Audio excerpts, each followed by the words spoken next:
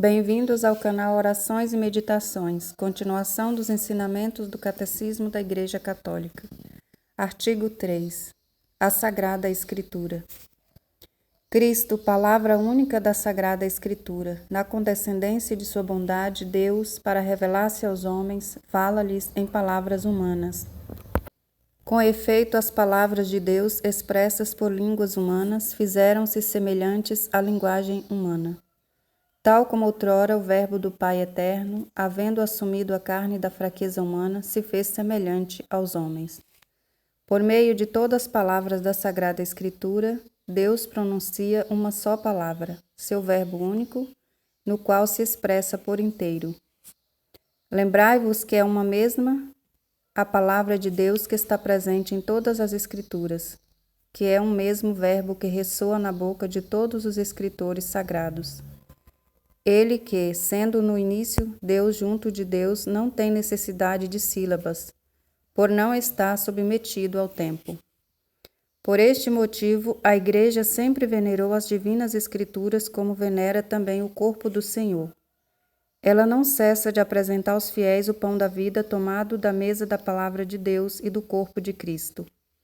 Na Sagrada Escritura, a Igreja encontra incessantemente seu alimento e sua força, pois nela não acolhe somente uma palavra humana, mas o que ela é realmente, a palavra de Deus. Com efeito, nos livros sagrados, o Pai que está nos céus vem carinhosamente ao encontro de seus filhos e com eles fala. Inspiração e verdade da Sagrada Escritura. Deus é o autor da Sagrada Escritura. As coisas divinamente reveladas que estão contidas e são apresentadas nos livros da Sagrada Escritura foram registradas sob a inspiração do Espírito Santo. A Santa Mãe Igreja, segundo a fé apostólica, tem como sagrados e canônicos os livros completos tanto do Antigo como do Novo Testamento, com todas as suas partes, porque, escritos sob a inspiração do Espírito Santo, eles têm Deus como autor e nesta sua qualidade foram confiados à própria Igreja. Deus inspirou os autores humanos dos livros sagrados na redação dos livros sagrados. Deus escolheu homens dos quais se serviu, fazendo-os usar suas próprias faculdades e capacidades, a fim de que, agindo Ele próprio neles e por meio deles, escrevessem, como verdadeiros autores, tudo e só aquilo que Ele próprio queria. Os livros inspirados ensinam a verdade, portanto, já que tudo o que os autores inspirados ou hagiógrafos afirmam deve ser tido como afirmado pelo Espírito Santo. Deve-se professar que os livros da Escritura ensinam, com certeza, fielmente e sem erro, a verdade que Deus, em vista de nossa salvação, quis que fosse registrada nas Sagradas Escrituras. Todavia, a fé cristã não é uma religião do livro. O cristianismo é a religião da palavra de Deus, não de uma palavra escrita e muda, mas do Verbo encarnado e vivo. Para que as Escrituras não permaneçam letra morta, é preciso que Cristo, palavra eterna de Deus vivo, pelo Espírito Santo nos abra o espírito à compreensão das Escrituras. O Espírito Santo, intérprete da Escritura. Na Sagrada Escritura, Deus fala ao homem à maneira dos homens. Para bem interpretar a Escritura, é preciso, portanto, estar atento àquilo que os autores humanos quiseram realmente afirmar e àquilo que Deus quis manifestar-nos pelas palavras deles. Para descobrir a intenção dos autores sagrados, há que levar em conta as condições de sua época e de sua cultura, os gêneros literários, em uso naquele tempo, os modos então correntes de sentir, falar e narrar. Pois a verdade é apresentada e expressa de maneiras diferentes nos textos que são, de vários modos históricos ou proféticos, ou poéticos, ou nos demais de outros gêneros de expressão, por ser a Sagrada Escritura inspirada a outro princípio da interpretação correta, não menos importante que o anterior, e sem o qual a Escritura permaneceria letra morta. A Sagrada Escritura deve também ser lida e interpretada com a ajuda daquele mesmo Espírito em que foi escrita. O Concílio Vaticano II indica 3 critérios para a interpretação da Escritura conforme o Espírito que a inspirou. Primeiro, prestar muita atenção ao conteúdo e à unidade da Escritura inteira, pois, por mais diferentes que sejam os livros que a compõem, a Escritura é una em razão da unidade do projeto de Deus, do qual Cristo Jesus é o centro e o coração, aberto depois de sua Páscoa. O coração de Cristo designa a Sagrada Escritura, que dá a conhecer o coração de Cristo. O coração estava fechado antes da paixão, pois a Escritura era obscura. Porém, a Escritura foi aberta após a paixão, pois os que, a partir daí, têm a compreensão dela, consideram e discernem de que maneira as profecias devem ser interpretadas. Segundo critério, ler a Escritura dentro da tradição viva da Igreja inteira, consoante um adágio dos padres. Sacra Scriptura Principalius est in corde ecclesiae quam in materialibus instrumentis scripta. A Sagrada Escritura está escrita mais no coração da Igreja do que nos instrumentos materiais. Com efeito, a Igreja leva em sua tradição a memória viva da Palavra de Deus e é o Espírito Santo que lhe dá a interpretação espiritual da Escritura. Secundum spiritualem sensum quem spiritus donat ecclesiae. Segundo o sentido espiritual que o Espírito dá à Igreja. Terceiro critério, estar atento à anagogia da fé. Por anagogia da fé, entende-se a coesão das verdades da fé entre si e no projeto total da revelação. Os sentidos da Escritura. Segundo uma antiga tradição, podemos distinguir 2 sentidos da Escritura, o sentido literal e o sentido espiritual, sendo este último subdividido em sentido alegórico, moral e anagógico. A concordância profunda entre os 4 sentidos garante toda a sua riqueza à leitura viva da Escritura na Igreja. O sentido literal é o sentido significado pelas palavras da Escritura e descoberto pela exégese, que segue as regras da correta interpretação. Omnis sensus fundantur super literalem. Todos os sentidos da Sagrada Escritura devem estar fundados no sentido literal. O sentido espiritual, graças à unidade do projeto de Deus, não somente o texto da Escritura, mas também as realidades e os acontecimentos de que ele fala podem ser sinais. Primeiro sentido, o sentido alegórico. Podemos adquirir uma compreensão mais profunda dos acontecimentos, reconhecendo a significação deles em Cristo. Assim, a travessia do Mar Vermelho é um sinal da vitória de Cristo e também do batismo. Segundo sentido, o sentido moral. Os acontecimentos relatados na Escritura devem nos conduzir a um justo agir. Eles foram escritos como advertência para nós. 1 Coríntios 10, 11. Terceiro sentido, o sentido anagógico. Podemos ver realidades e acontecimentos em sua significação eterna, nos conduzindo em grego anagogé, a nossa pátria. Assim a Igreja na terra é sinal da Jerusalém celeste. Um dístico medieval resume a significação dos 4 sentidos. Litera gesta doce quid credas alegoria moralis quid agas quo tendas anagogia. A letra ensina o que aconteceu, a alegoria o que deves crer, a moral o que deves fazer, a anagogia para onde deves caminhar. É dever dos exégetas esforçarem-se dentro dessas diretrizes por entender e expor com maior aprofundamento o sentido da Sagrada Escritura, a fim de que, por seu trabalho, de certo modo preparatório, amadureça o julgamento da Igreja. Pois todas estas coisas que concernem a maneira de interpretar a Escritura estão sujeitas, em última instância, ao juízo da Igreja, que exerce o divino ministério e mandato do guardar e interpretar a Palavra de Deus. ego vero evangelio num crederem nisi mi catholicae ecclesiae comoveret auctoritas. Eu não creria no Evangelho se a isto não me levasse a autoridade da Igreja Católica. O cânon das Escrituras. Foi a tradição apostólica que fez a Igreja discernir quais escritos deveriam ser enumerados na lista dos livros sagrados. Esta lista completa é denominada Cânon das Escrituras. Ela comporta 45 se contarmos Jeremias e Lamentações juntos, escritos para o Antigo Testamento, e 27 para o Novo Testamento.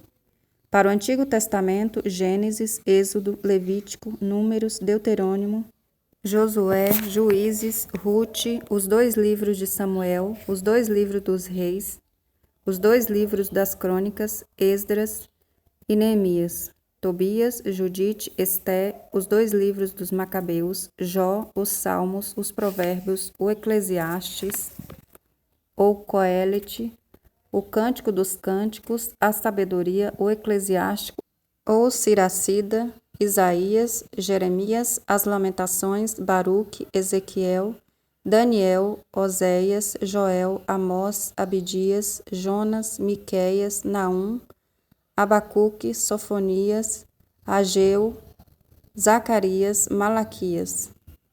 Para o Novo Testamento, os Evangelhos de Mateus, de Marcos, de Lucas e de João, os Atos dos Apóstolos, as Epístolas de São Paulo aos Romanos, a 1ª e a 2ª aos Coríntios, aos Gálatas, aos Efésios, aos Filipenses, aos Colossenses, a 1ª e a 2ª aos Tessalonicenses, a 1ª e a 2ª a Timóteo, a Tito, a Filemon, a Epístola aos Hebreus, a Epístola de Tiago, a 1ª e a 2ª Epístolas de Pedro, as 3 Epístolas de João, a Epístola de Judas e o Apocalipse.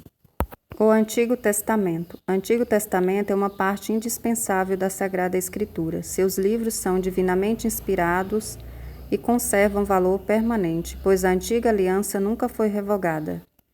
Com efeito, a economia do Antigo Testamento estava ordenada principalmente para preparar a vinda de Cristo, Redentor de todos. Embora contenham também coisas imperfeitas e transitórias, os livros do Antigo Testamento dão testemunho de toda a divina pedagogia do amor salvífico de Deus.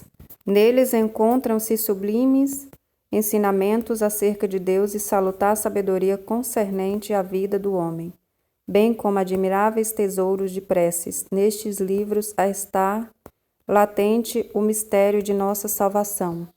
Os cristãos veneram o Antigo Testamento como verdadeira palavra de Deus. A Igreja sempre rechaçou vigorosamente a ideia de rejeitar o Antigo Testamento sob o pretexto de que o Novo o teria feito caducar. Massionismo. O Novo Testamento, a palavra de Deus, que é força de Deus para a salvação de todo crente, é apresentada e manifesta seu vigor de modo iminente nos escritos do Novo Testamento. Estes escritos nos fornecem a verdade definitiva da revelação divina.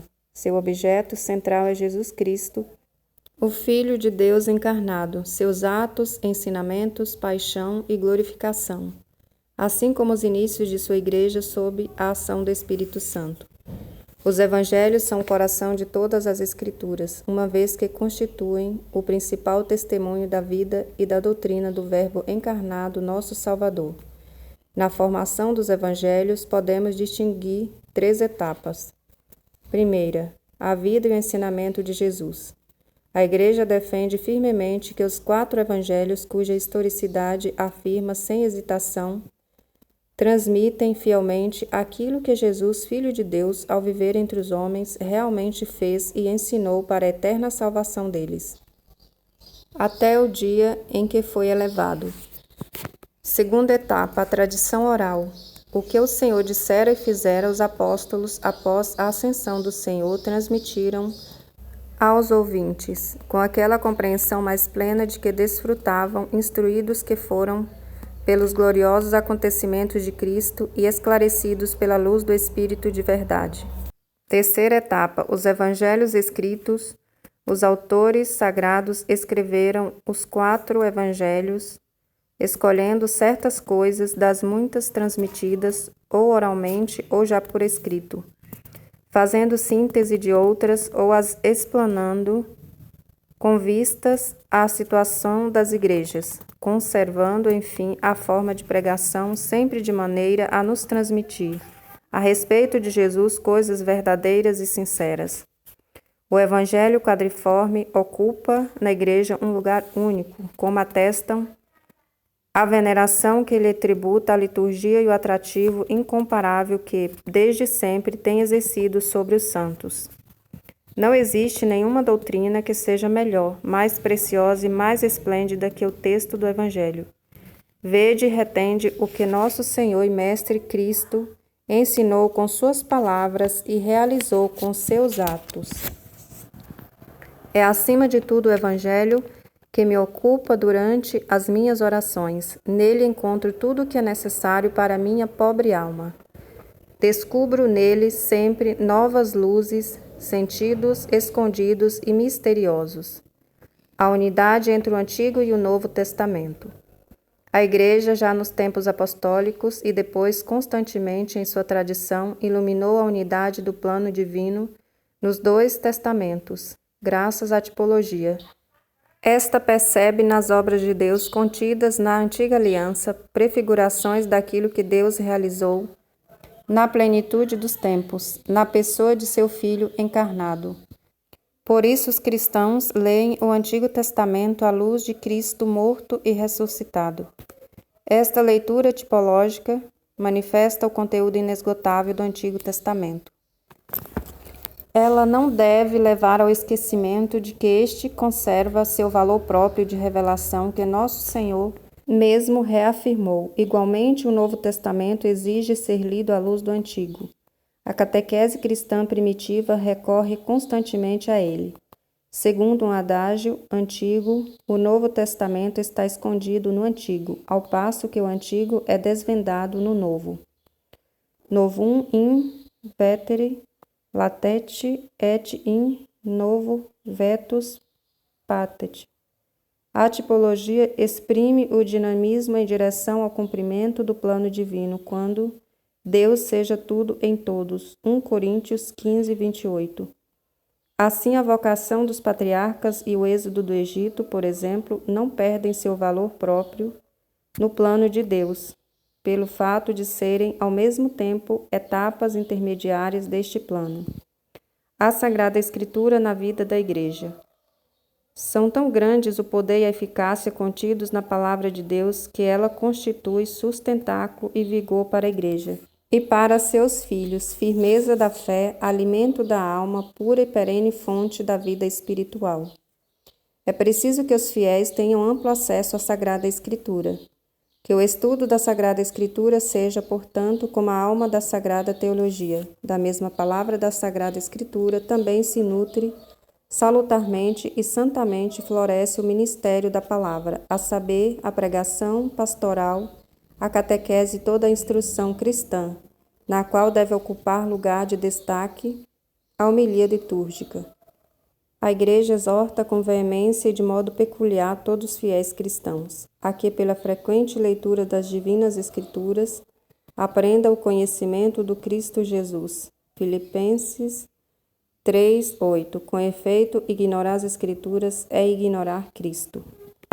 Resumindo, onis Scriptura divina unus liber est et hic unus liber est Christus, quia onis Scriptura divina de Cristo loctu et onis Scriptura divina in Cristo impleto.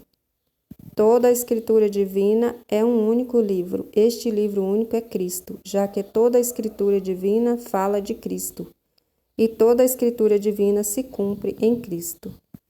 As Sagradas Escrituras contêm a palavra de Deus e, por serem inspiradas, são verdadeiramente palavra de Deus. Deus é o autor da Sagrada Escritura e, ao inspirar seus autores humanos, age neles e por meio deles. Fornece, assim, a garantia de que seus escritos ensinem sem erro a verdade salvífica. A interpretação das Escrituras inspiradas deve, antes de tudo, estar atenta àquilo que Deus quer revelar por intermédio dos autores sagrados. Para nossa salvação, o que vem do Espírito só é plenamente entendido pela ação do Espírito. A Igreja recebe e venera como inspirados os 46 livros do Antigo Testamento e os 27 livros do Novo Testamento. Os 4 evangelhos ocupam lugar central, já que Cristo Jesus é seu centro. A unidade dos 2 testamentos decorre da unidade do projeto de Deus e de sua revelação. O Antigo Testamento prepara o Novo enquanto o Novo cumpre o Antigo. Os 2 iluminam-se reciprocamente. Os 2 são verdadeira palavra de Deus. A Igreja sempre venerou as divinas Escrituras da mesma forma como o próprio corpo do Senhor. Ambos alimentam e dirigem toda a vida cristã. Lâmpada para meus passos é tua palavra e luz no meu caminho. Salmos 119, 105. Louvado seja nosso Senhor Jesus Cristo, para sempre seja louvado. Amém.